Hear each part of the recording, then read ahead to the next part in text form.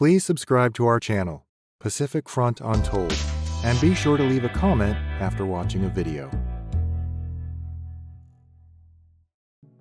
Prince Fumimaro Konoe, 1891 to 1945, stands as one of modern Japan's most ambiguous political figures.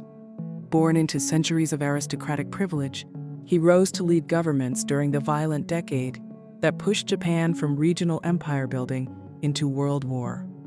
He was neither a simple appeaser nor a wholehearted warmonger. Instead, Konoe's politics were defined by a repeated effort to reconcile the demands of an aggressive military with the fragile possibilities of civilian diplomacy, an effort that repeatedly foundered against institutional pressures, strategic shortages, and the centrifugal forces of factional politics. Konoe was born into the Fujiwara Konoe household, a lineage that traced back to early court regents and that placed him squarely among Japan's elite.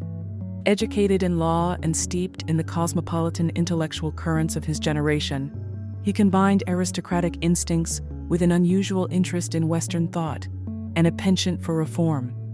Unlike many contemporaries who rose through party machines or bureaucratic ranks, Konoe entered politics from the peerage, mentored by elder statesmen who hoped an aristocrat could bridge civil society and a military establishment. That background shaped both his strengths, access, legitimacy, and institutional trust, and his primary weakness. He lacked an independent political power base sufficiently robust to control the rising influence of the army and navy. Konoe served 3 times as prime minister, 1937 to 39, 1940 to 41, being the critical period. His public posture and program were consistently framed as attempts to stabilize the nation, to restrain military adventurism where possible, to build national unity, and to forge a political structure that would allow civilian leadership to manage Japan's expansionist impulses. To many critics, this looked like hedging. To Konoe and his supporters, it was pragmatic conservatism, a way to preserve Japan's institutions while militarists consolidated economic and operational power. But the practical reality of Konoe's premiership was that compromise quickly became capitulation. He created the Imperial Rule Assistance Association in 1940 to roll the country toward a new, supposed non-party national polity, a move meant to marshal broad support, but that in practice narrowed dissent and made civilian oversight of the military more brittle. When the Tripartite Pact, Germany, Italy, Japan, was signed in 1940, Konoe tried to minimize the consequences while retaining Japan's diplomatic freedom. But the pact changed the diplomatic environment and hardened expectations within both the military and foreign ministry.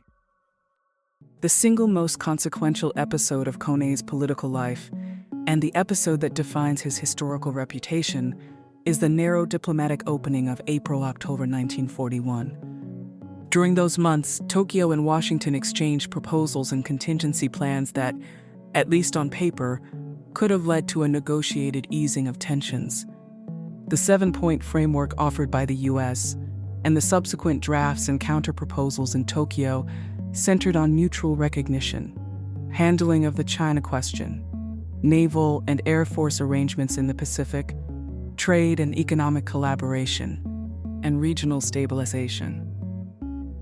In the Konoe-era documents collected by Pacific Atrocities Education, and in contemporary Western records, the idea of a leaders' meeting, even a direct Konoe-Roosevelt meeting in Honolulu, appears as a genuine diplomatic opening.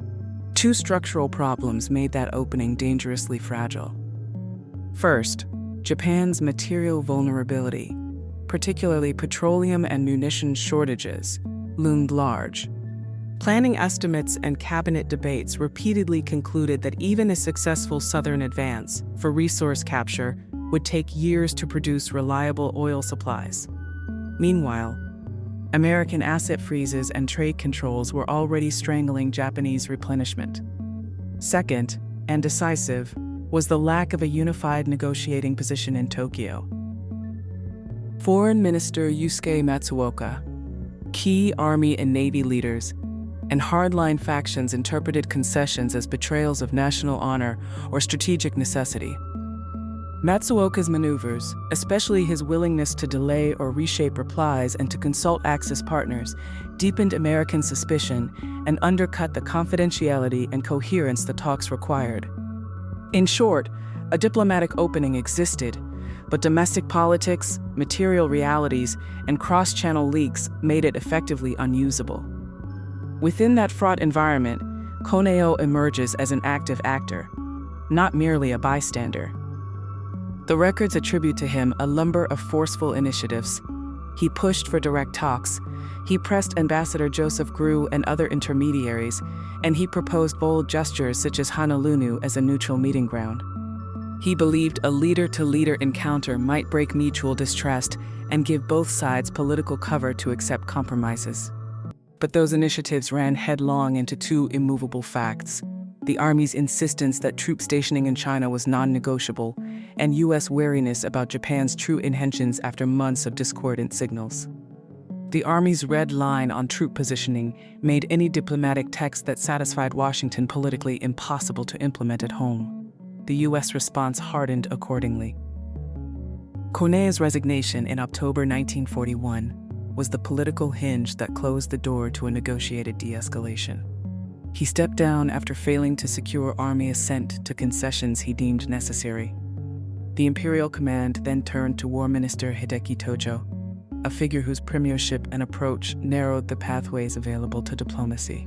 Once civilian leadership lost its central broker, policy coherence collapsed, and military prerogatives became dominant. From the perspective of someone reconstructing decisions in October 1941, Konoe's departure removed the most plausible institutional actor capable of pushing a compromise through Japan's fractious power structure.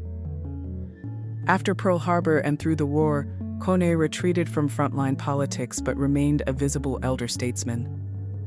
He later participated in efforts that contributed to the fall of the Tojo cabinet in 1944, but the post-war occupation brought accusations, an arrest warrant, and a collapse of the personal and political edifice that had sheltered him. Facing likely prosecution as a Class A war criminal, he took his own life in December 1945.